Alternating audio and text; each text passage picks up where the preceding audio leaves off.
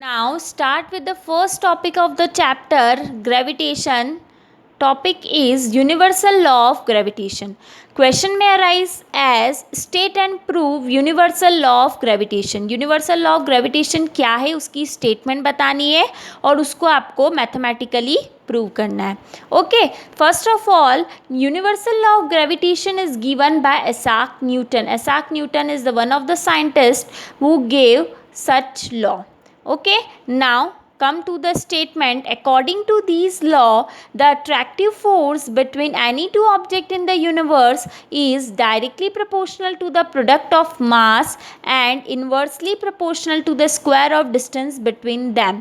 इस लॉ के अकॉर्डिंग जो अट्रैक्टिव फोर्स होता है या जो फोर्स ऑफ अट्रैक्शन होता है दो ऑब्जेक्ट के बीच में कि यूनिवर्स पे, वो डायरेक्टली प्रोपोर्शनल होता है उन दो ऑब्जेक्ट के मास के प्रोडक्ट के और इन्वर्सली प्रोपोर्शनल होता है उन दोनों ऑब्जेक्ट की डिस्टेंस के स्क्वायर के.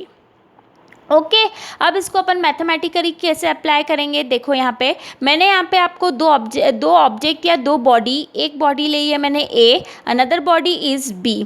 The mass of body A is m1 and that of B is m2. These two bodies are kept at d distance apart from their center. ये दोनों बॉडी की जो डिस्टेंस है वो क्या है, d, उन दोनों सेंटर से. Now according to the law of gravitation, force is directly proportional to the product of mass. Here first mass is m1 and another mass is m2. So F is directly, this represent proportionality sign, is directly proportional to m1 product m2. product means multiply का sign होगा इन दोनों के बीच में. Okay, और एक और क्या बोला है, force is inversely proportional to square of distance. यहाँ पे डिस्टेंस कितनी है d और d का square it means d square.